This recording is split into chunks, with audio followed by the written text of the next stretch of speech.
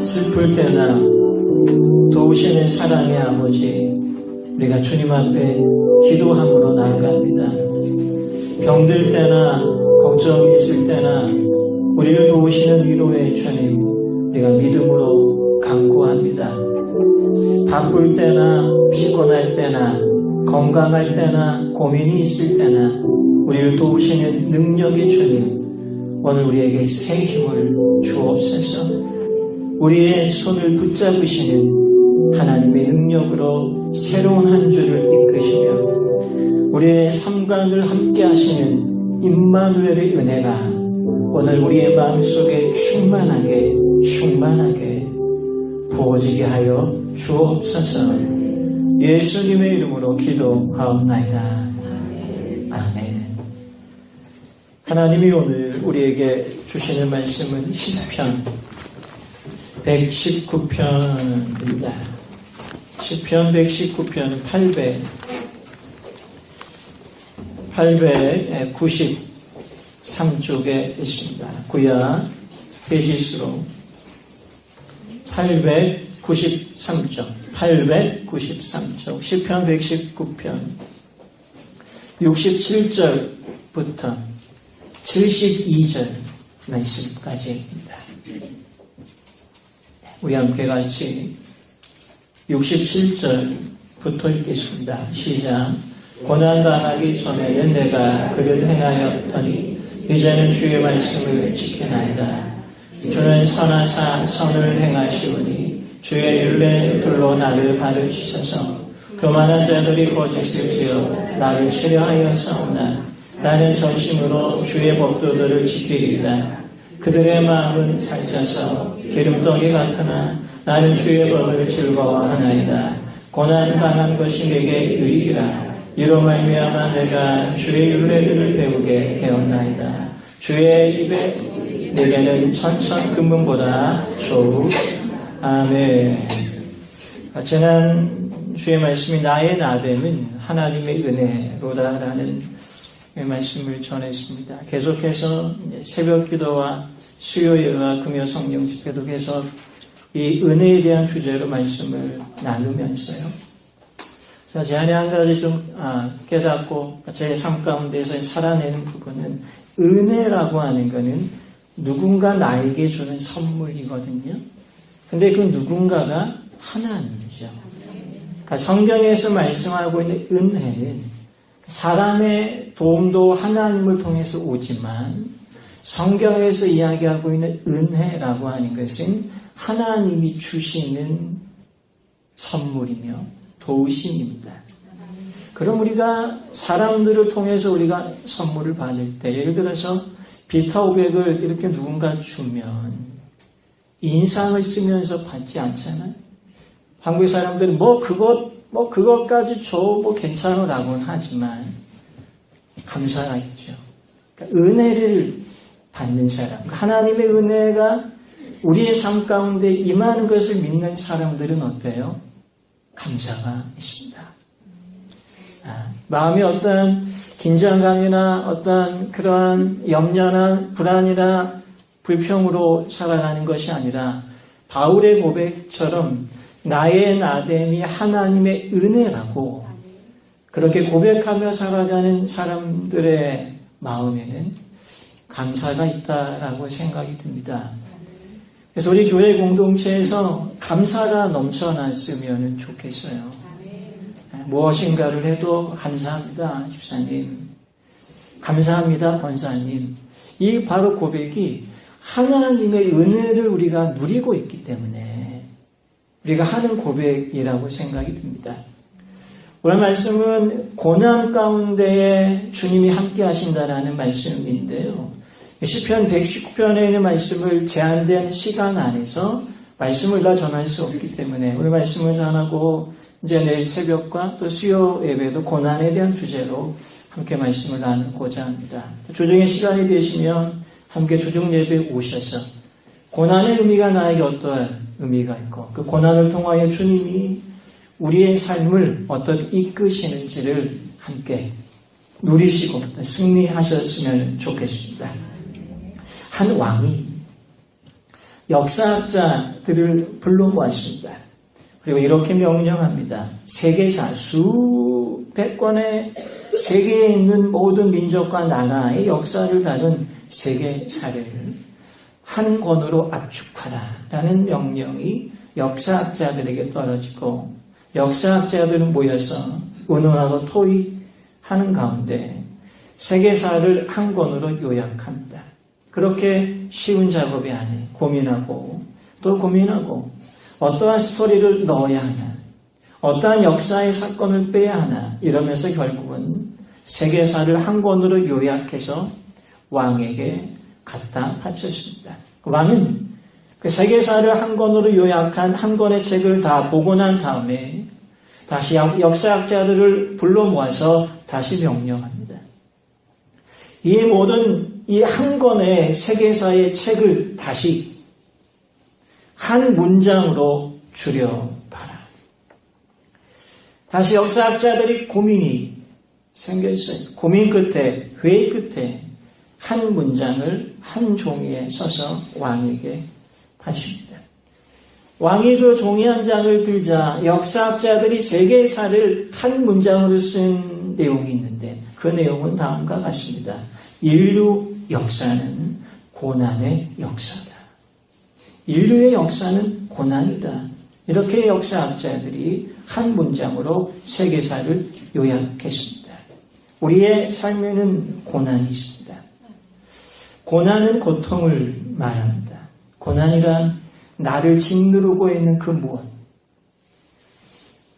나의 마음을 괴롭게 하는 어떠한 사건, 그 괴롭게 하는 그 마음이 때로는 가난일 수 있고 때로는 물질일 수 있고 때로는 어떤 풀리지 않는 사건일 수 있고 질병일 수 있고 직장생활일 수 있고 사람일 수 있습니다. 이 모든 것이 우리의 마음을 짓누르고 괴롭게 하는 고난과 고통이 될 수 있습니다.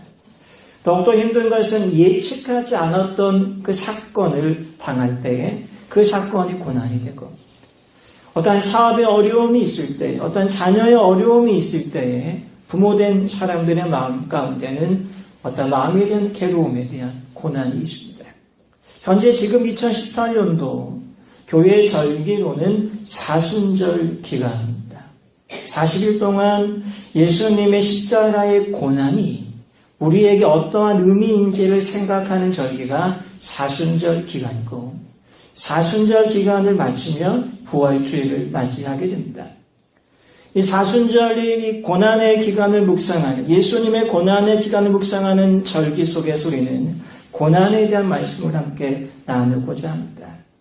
그런데 이 고난과 고통이요, 어떠한 사람에게는 이 고난을 유익이라고 이렇게 말하고요, 어떠한 사람에게는 이 고난을 겪는 것에 대해서 후회하고 낙심하며 절망하는 사람들이 있습니다. 동일한 고난인데 고난에 반응하는 차이가 있어요. 왜 고난에 반응하는 차이가 다 다를까요? 그것은 고난을, 어려움을 어떻게 해석하느냐에 따라서 그 어려움의 의미를, 고난의 의미를 유익으로 볼 수도 있고요. 고난을 해석할 때 이것을 실패로 보게 되면 그 고난이 우리의 마음을 짓누르게 됩니다. 그런데 오늘 본문 시편 기자는 고난을 어떻게 해석하냐 하면 우리 본문에 있는 71절에 있는 말씀을 함께 같이 읽겠습니다. 시작. 고난 당한 것이 내게 유익이라. 이로 말미암아 내가 주의 율례를 배우게 되었나이다. 아멘. 고난을 유익으로 해석합니다. 고난을 유익으로 해석하는 이유는 어디에 있냐면 이로 말미암아 고난 때문에 배우게 되는 레슨이 있는데 바로 그것이 주의 말씀을 경험하고 주의 말씀을 향하여 나아가게 되었다라는 겁니다. 요즘 한국교회에서 가장 존경하는 목사님 가운데 팀 켈러라고 하는 리디머 교회의 목사님이 계신데요. 50명으로 교회를 뉴욕 맨하탄에 개척해서 6,000명으로 성장시키고 작년에 교회에서 담임 목사를 은퇴할 때 교회를 3개의 교회로 분립하고 이분의 비전이 뉴욕의 그리스도인들을 4% 5% 이상 성장시키는 것이 비전이었는데 이분이 리디머 교회를 개척한 다음에 뉴욕의 뉴요커들의 그리스도인들의 비율이 1%였는데 그분이 은퇴할 때는 3.5%까지 성장했습니다. 이분이 팀 켈러 목사님이 친 새로운 신간 책이 한 권 나왔는데 그 책이 고통에 답하다 라고 하는 책입니다. 이 책이 참 두꺼운데요. 이 책에서 나온 사연 한 가지를 소개하면서 고난의 의미를 함께 좀 해석하고자 합니다. 이 책의 하나의 스토리는 고난과 상실이 뒤엉켜 있고 풀리지 않는 수수께끼 같은 고난과 고난 속에 있는 평안이 엉켜 있고 기쁨과 슬픔이 함께 어우러져 있는 그런 한 부부의 이야기입니다. 남편 존과 아내 캔드라는 둘째를 임신을 했는데 임신부 중에 0.5%만 겪는 임신 과다 구토 진단을 받고 임신한 지 일주일 만에 병원에 입원하게 됩니다. 4개월 동안 입원합니다. 오직 둘째를 출산하겠다는 희망을 갖고 음식을 먹지도 못하고 입원 생활을 계속합니다. 임신 기간의 반환점이 이른 20주, 어느 무거운 날, 한 의사가 초음파 검사를 하던 중에 둘째 태아의 심장 박동 소리가 들리지 않는 것을 발견하고 의사들을 모아서 마지막 내린 결정은 20주이지만 유도 분만으로 20주 된 아이를 출산을 하게 됩니다. 출산을 해서 보니까 사랑하는 아내 캔드라의 품에 안긴 아기는 숨진 아기를 받아들이게 됩니다. 새로운 생명에 대한 희망이 절망으로 바뀌고 공허한 날들을 보내게 되고 숨조차 쉴 수 없는 날들 가운데 허우적거리던 이 부부가 어느 날 하나님의 임재를 경험하면서 이 아내가 주님 앞에 고백했던 기도를 통하여 그가 고난을 회복하는 과정에 대해서 캔드라는 다음과 같이 고백합니다. 하나님, 왜 저희 부부한테 이런 고통을 주십니까? 하나님, 수없이 반복되는 이 저의 질문에 대해서 대답해 주세요. 캔드라 아내가 기도하면서 깨닫게 된 것은 무엇이냐면 하나님이 나에게 준 이 고난에 대해서 알 수 없지만 이 캔드라가 고백하길 하나님만이 내 마음을 다스릴 수 있게 되었음을 저는 알게 되었고, 저는 서슴없이 고난 가운데 있지만 내 마음의 감정들을 하나님께 쏟아내고 토로하게 되었습니다. 저는 제 마음에 괴로움이 다가오고 절망이 다가오고 질투가 다가오고 화가 치밀어 오르는 순간들이 제 마음속에 몰려올 때에 하나님께 쏟아부었고, 깊은 슬픔과 불평이 다가올 때에 저는 십자가를 생각했습니다. 우리의 삶의 여정에 고난이 있어요. 이 자리에 혹시 어려움 가운데 있는 분들이 있다면 우리가 이 어려움을 어떻게 헤쳐나갈 수 있을까요? 캔들라는 고난이 닥칠 때 고난에 대한 이유를 알지 못했지만 고난 가운데 스스로 원망하는 대신에 이 원망을 하나님께 토로했고, 스스로 슬퍼하는 대신 이 슬픔을 주님께 토로했습니다.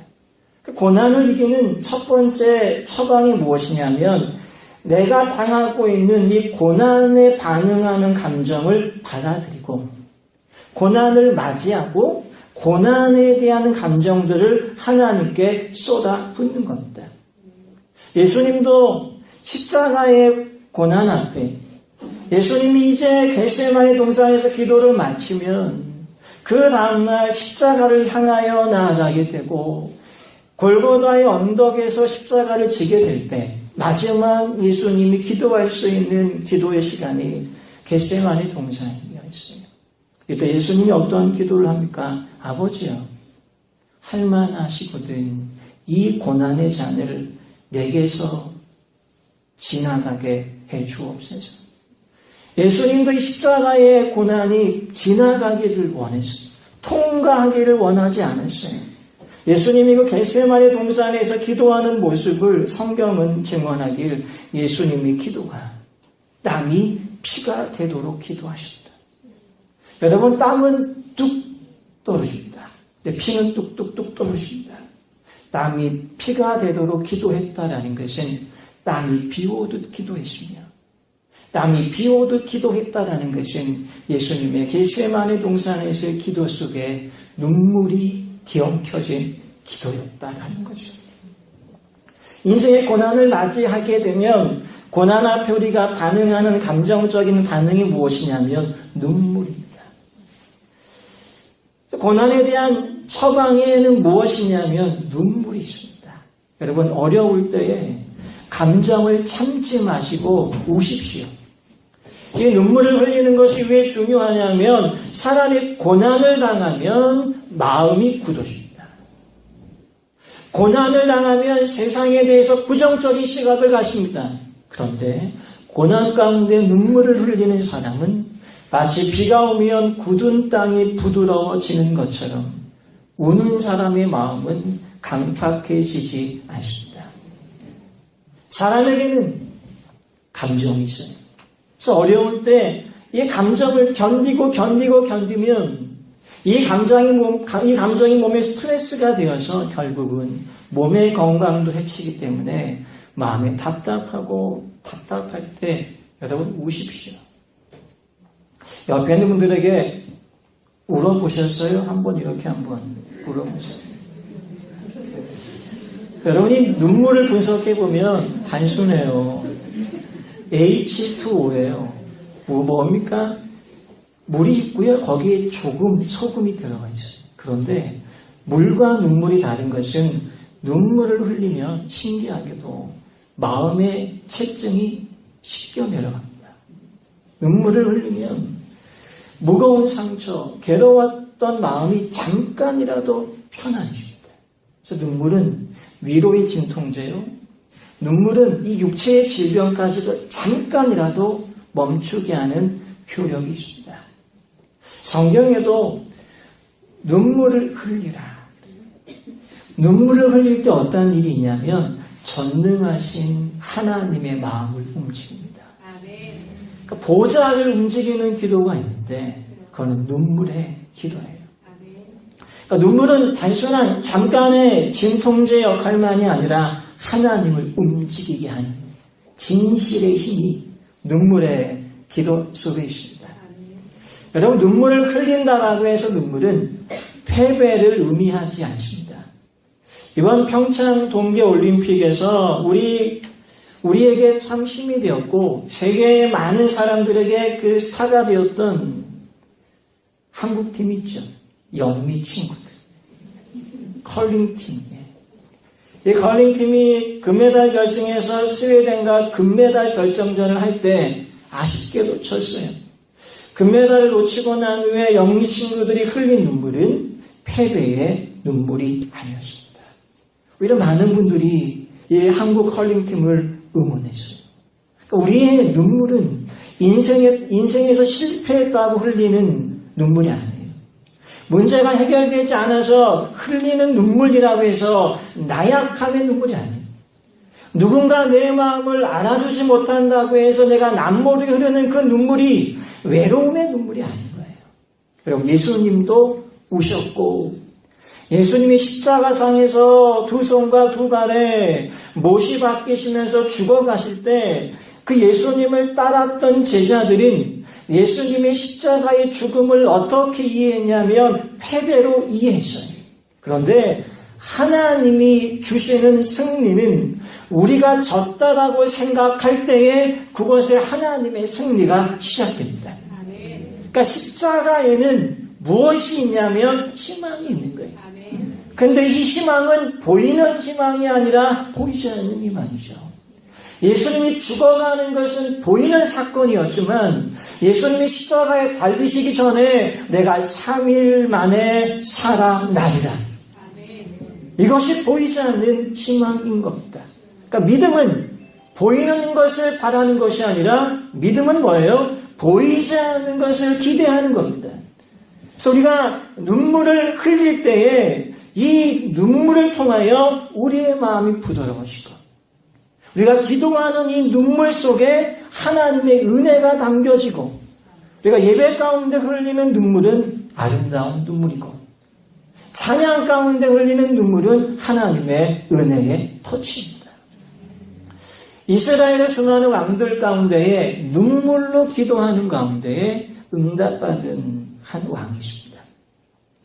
이사야 38장 1절에 보면 이사야 예언자가 이스라엘을 다스리고 있고 이스라엘 주의 말씀대로 이끌고 있는 히스기야 왕에게 찾아와서 지금 왕이시여 당신이 앓고 있는 병은 살지 못하는 병이다라고 하나님이 말씀하셨습니다. 이때 히스기야는 자신이 죽음의 선고를 받았을 때 이사야 38장 2절에 보면 이렇게 기록합니다. 히스기야가 얼굴을 벽으로 향하고 여호와께 기도하여 이르되 여호와여 구하오니 내가 주 앞에서 진실과 전심으로 행하며 주의 목전에서 선하게 행하신 것을 기억하옵소서 하고 히스기야가 심히 통곡하니 히스기야 왕은 병들었을 때 하나님 앞에서 눈물로 기도하자 하나님의 은혜가 그에게 부으십니다. 그리고 이 왕은 질병의 치료를 받고 건강하게 15년 더 건강하게 살아납니다. 우리 믿음 가운데에 눈물이 있어야 됩니다. 그리스도인의 성공은 하나님 앞에서의 성공이고 그리스도인의 기쁨은 세상적인 기쁨이 아니라 우리 안에는 영적인 기쁨이 있는 거예요. 그러니까 눈물 속에서도 주님의 은혜가 있고 기쁨이 있는 겁니다. 성공은 세상적인 성공도 있지만 성공은 무엇이 있습니까? 영적인 성공이 있는 거예요.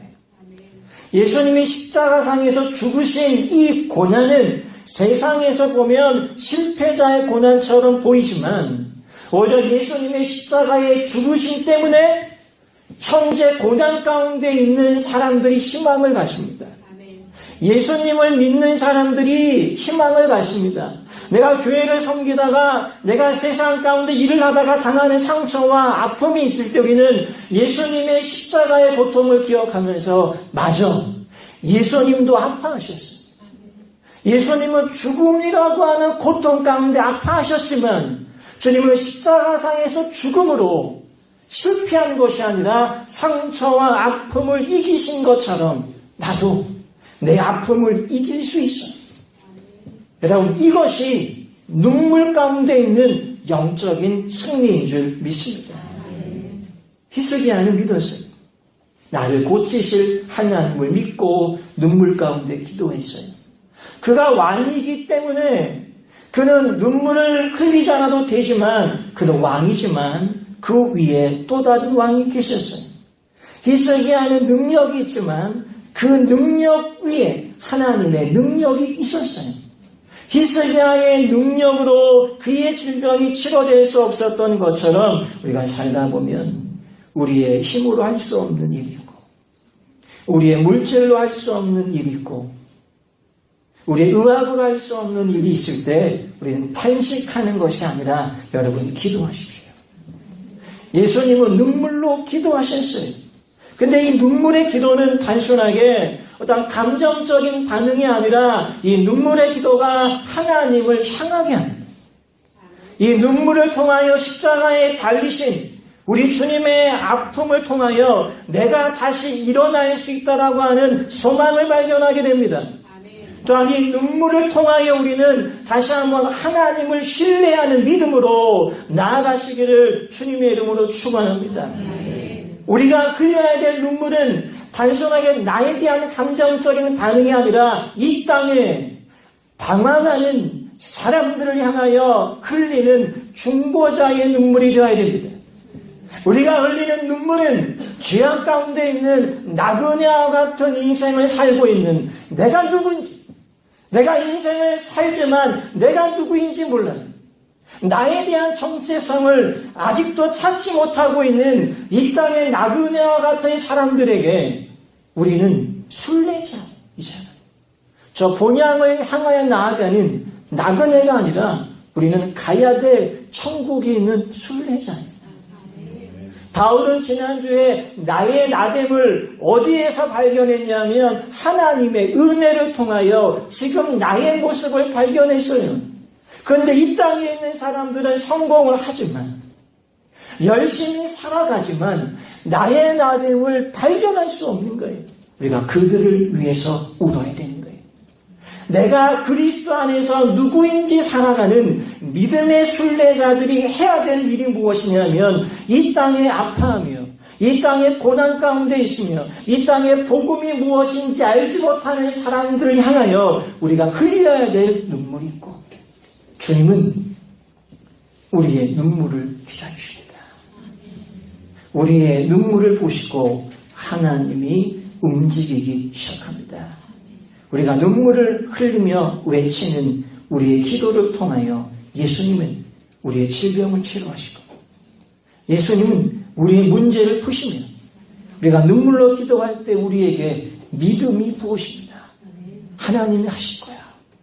여러분, 믿음과 복음은 좀 다릅니다. 이번 주에 주의 말씀을 좀 드릴 거예요. 믿음을 이해하는 라이프 스타일과 복음을 이해하는 라이프 스타일이 달라요. 그렇다고 믿음과 복음이 분리된 건 아니에요. 서로 싱크되어 있어요. 연결되어 있어요.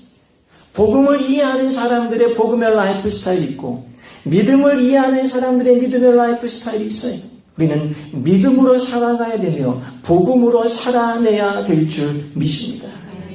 복음은 무엇입니까? 복음은 기쁜 굿뉴스인데 복음은 어디에서 오는 기쁜 뉴스입니까? 내가 응답을 복음이라고 이야기하지 않습니다. 성경은 응답을 기대하는 것을 믿음이라고 이야기하지만 복음은 무엇이냐면 나의 죽음과 나의 상처와 나의 문제를 해결하신 사건이 있는 예수 그리스도의 십자가와 부활의 사건을 복음이라고 이야기합니다.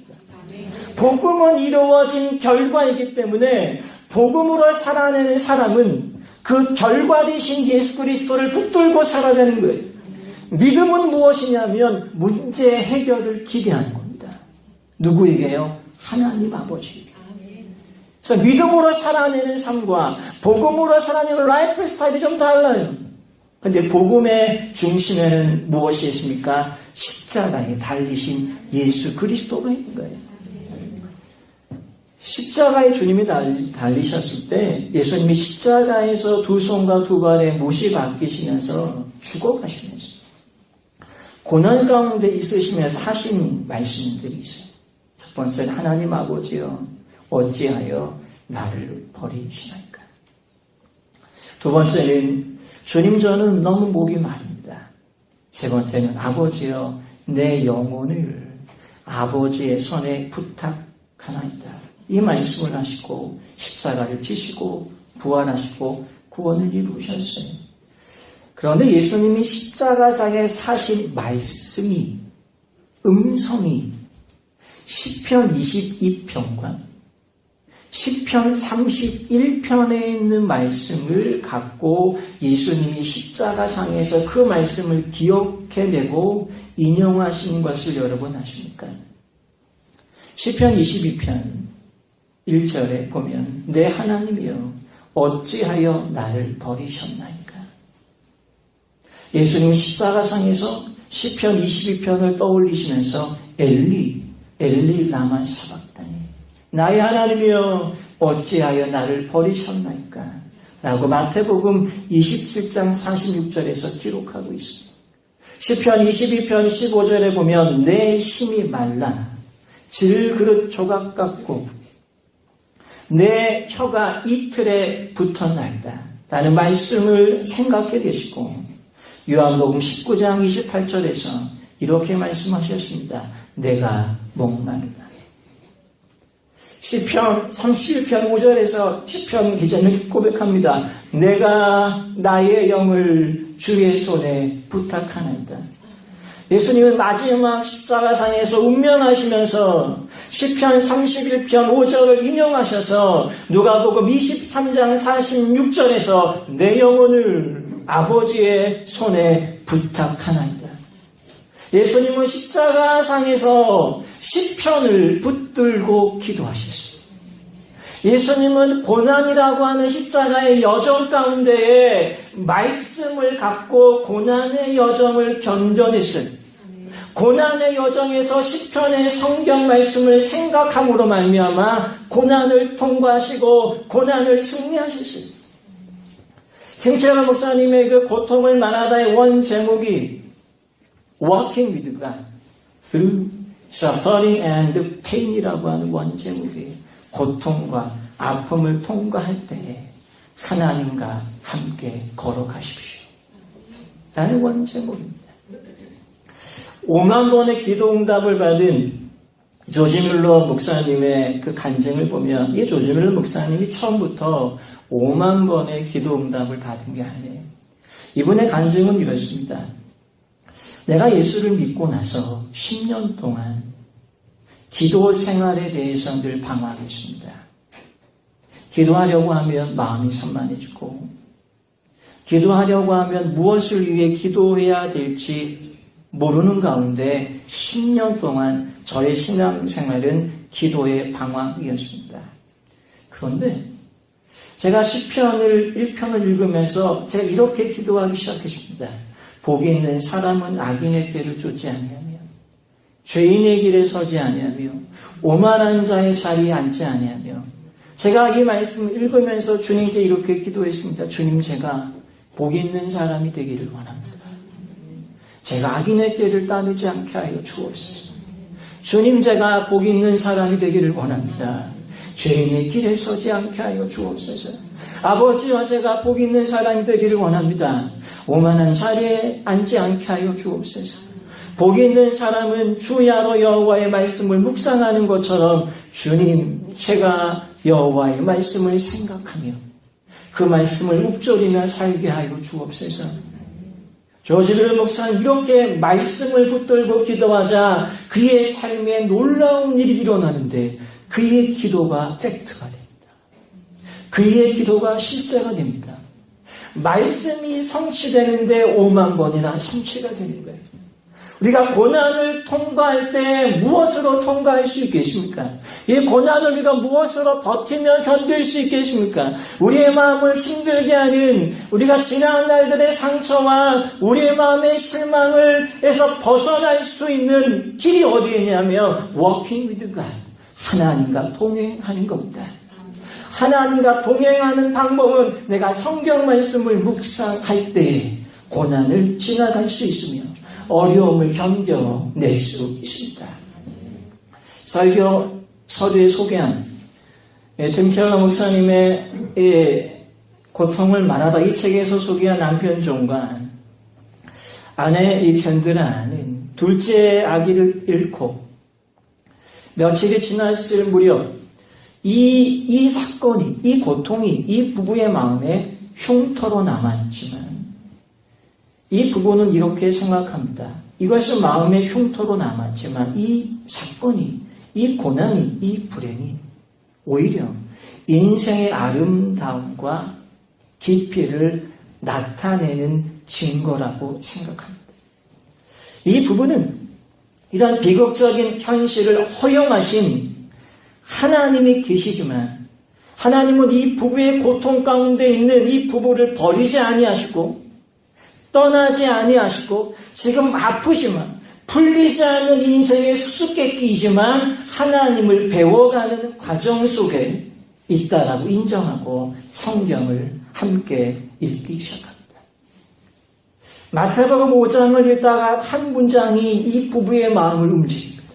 그 말씀은 애통하는 자가 복이 있나니. 그러면서 이 아내 캔드라는 다음과 같이 고백합니다. 애통하는 자가 복이 있나니 라는 말씀이 그저 성경책에 나오는 한 구절이 아니었습니다.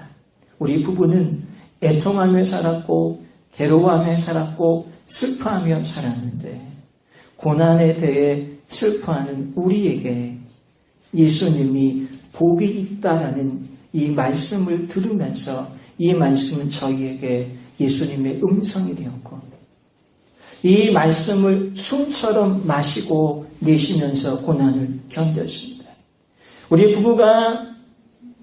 우리 모두가 다 마찬가지이지만 스스로 고난을 선택해서 스스로 고난을 맞이하는 사람이 없습니다. 하지만 둘째 아기를 잃은 이 고난이 지나가지 않았더라면 결코 받을 수 없는 하나님의 은혜의 선물을 누리고 있습니다. 너무나 놀라운 것은 주님이 저희 부부에게 9살 된 딸과 우리 아들 5주차 된 기적의 아이와 함께 살아가면서 저는 다시 풍요의 삶, 생동감을 만끽하고 있습니다. 먼저 보낸 둘째 아이를 천국에서 다시 만날 것을 고대하지만 저는 그때까지 이 땅에서 하나님이 주신 은혜에 감사합니다. 주님이 허락하신 은혜의 선물들을 삶 속에서 마음껏 누리려고 합니다. 우리 부부의 고난을 통해서 경험하게 하신 하나님의 선물, 우리와 함께 고통의 길을 함께 걸어가셨던 하나님 아버지를 통하여 우리가 깨닫는 것은 하나님은 우리와 풍성한 교제를 하기를 원하신다라는 것입니다. 우리가 살다 보면 어때요? 크고 작든 우리에게 어려움이 있습니다. 근데 우리를 더 힘들게 하는 것은 하나의 고난의 산을 지났는데 또 다른 고난의 산이 보입니다. 설상가상 같은 격언이죠. 눈이 왔는데 또 서리가 옵니다. 고난의 강을 지났는데 또 연속되는 또 다른 풍랑이 밀려올 때 우리는 여기서 희망을 발견할 수 없어요. 그런데 그 희망, 고난을 이길 수 있는 희망이 어디에 있냐면 우리의 고난을 짊어지신 예수님의 십자가 상에서 우리는 고난 가운데의 희망을 발견할 수 있습니다. 예수님은 십자가를 지실 것이다가 아니라 십자가를 지셨어요. 예수님이 왜 십자가를 지셨냐 하면 그 십자가의 고난과 고통과 두 손과 두 발에 못 박힌 아픔은 예수님에게 있는 죄에 대한 아픔이 아닙니다. 주님은 죄가 없으세요. 그 고통은 누구를 위한 고통이냐면 우리가 당하는 아픔을 하시고 주님이 이미 당하신 고통입니다. 그러므로 믿음은 무엇이냐면 예수님이 당하신 고통이 나로 인한 고통인 것을 볼 수 있는 믿음의 해석이 중요한 거예요. 내 삶에 고난이 올 때 이 고난 전에 나를 위해서 고난을 당하시고 나를 위해서 주의 형벌을 당하신 예수님을 바라볼 수 있다면 오늘 본문에 있는 고백처럼 고난은 우리에게 유익이라고 해석될 수 있는 겁니다. 오늘 본문에 있는 67절에 있는 말씀을 함께 같이 읽겠습니다. 시작. 고난 당하기 전에는 내가 그릇 행하였더니 이제는 주의 말씀을 지키나이다. 아멘. 두 가지 시점이 있습니다. 고난 당하기 전에 그는 그의 마음대로 살아왔어요. 그런데 이제는이라는 표현은 고난이 지나갔다라는 표현이 아닙니다. 고난 가운데 있을 수도 있는 거예요. 고난이라는 터널 속에 머물러 수도 있는 거예요. 그런데 시편 기자는 고난 가운데 그는 고난이 통과되기를 기대하면서 그가 여호와의 말씀을 묵상하며 여호와의 말씀을 지키기 시작합니다. 그냥 고난 가운데에 하나님의 말씀을 향하여 나아가야 됩니다. 우리가 주의 말씀을 향하여 나아갈 수 있는 은혜가 어디에 있냐면 십자가라고 하는 이 고난을 주님께서 승리하셨기 때문에 우리는 여호와의 말씀을 붙들 수 있는 겁니다. 여러분, through pain and suffering이에요. 고난에 멈추어 있는 사람이 아니라 고난을 지나가는 움직임이 있어야 되는 거예요. 눈물이라고 하는 상처라고 하는 그 아픔에서 멈춰 있는 것이 아니라 지나가야 됩니다. 그 지나갈 수 있는 은혜는 이미 승리하신 예수님에게 있습니다. 승리하신 그 예수님을 붙들 때 있습니다. 승리하신 예수님이 멀리 계신 것이 아니라 우리 안에 계십니다. 우리가 왜 예수님을 믿어야 되냐면 성경의 첫 절은 어떻게 이야기하냐면 태초에 하나님이 천지를 창조하셨기 때문에 우리를 창조하셨기 때문에 우리를 구원하신 예수 그리스도를 보내주셨기 때문에 중고등부, 초등부에서 처음의 교재가 뭐냐면 Who made the world예요. 세상을 누가 창조했느냐. 이것이 복음의 시작이고 구원의 시작입니다. 여러분, 인생의 시작이 어디에 있습니까? 만물의 시작이 어디에 있습니까? 그것은 천지를 창조하신 하나님에게서부터 있는 겁니다. 우리는 고난의 시작을 알지 못하지만 고난의 마침표를 이루시는 십자가를 바라보면서 이 세상을 창조하시며 이 세상을 다스리시는 그 하나님을 내가 받아들이게 될 때에 내 삶의 문제를 버틸 수 있는 겁니다. 지나온 날들의 상처를 이길 수 있는 겁니다. 우리는 이길 수 없지만 우리 안에 계신 내 상처 가운데 계신 예수님으로 말미암아 고난에 멈추어 있는 사람이 아니라 슬픔에 멈추어 있는 사람이 아니라 여러분 지나가시기를 바랍니다. 인내할 수 있는 파워의 은혜를 예수님을 통하여 경험하시기를 주님의 이름으로 축원합니다. 기도하겠습니다. 주님, 이 저기는 다시 한번 우리의 마음속에 눈물이 있기를 원합니다. 은혜가 있기를 원합니다. 내가 살다 보면 굳어져 있는 마음, 살다 보면 상처받는 우리의 이 마음. 초대교회 신앙인들은 핍박을 견뎌냈습니다. 박해를 견뎌냈습니다. 오히려 박해하는 원수들을 위하여 기도하며 축복했습니다. 그렇게 축복할 수 있었던 이유는 그들에게 십자가의 은혜가 있기 때문에 그렇습니다. 오늘 그 하나님이 우리에게 부어주시는 사랑의 터치, 위로의 터치, 일어날 수 있어. 견딜 수 있어. 이 고난이 지나갈 수 있어. 이 은혜의 감동이 다시 상처받은 우리의 마음속에 부어지게 하시고 우리의 영혼이 회복되게 하시고 우리의 헌신과 살아가는 우리의 삶의 자리에서 여전히 어려움과 우리를 힘들게 하는 사람들이 있고 풀리지 않는 물질의 무거움들이 있지만 그 은혜로 살아가게 하여 주옵소서. 다시 한번 예수님을 바라보게 하여 주옵소서. 주님이 십자가상에서 내가 목마르다. 오늘 우리는 은혜의 목마른 자가 되게 하시고 기도의 목마른 자가 되게 하시고 고난 가운데 풀리지 않은 인생의 수수께끼 속에 다가오는 하나님의 임재 가운데에 살아가는, 복음으로 살아가는, 믿음으로 살아가는 하나님의 사람들이 되게 하여 주옵소서. 예수님의 이름으로 기도하옵나이다. 아멘.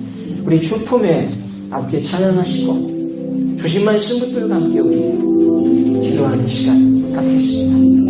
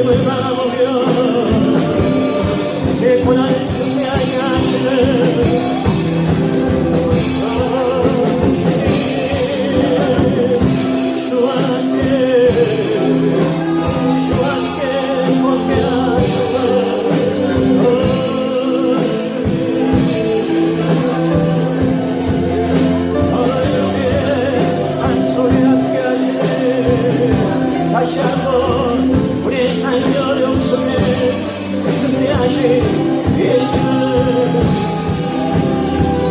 그리스도 하나님을 서서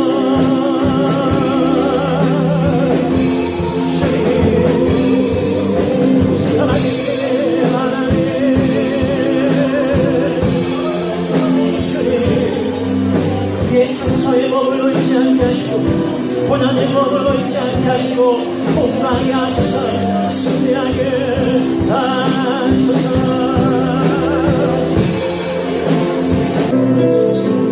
주님 앞에 나올 수 없으네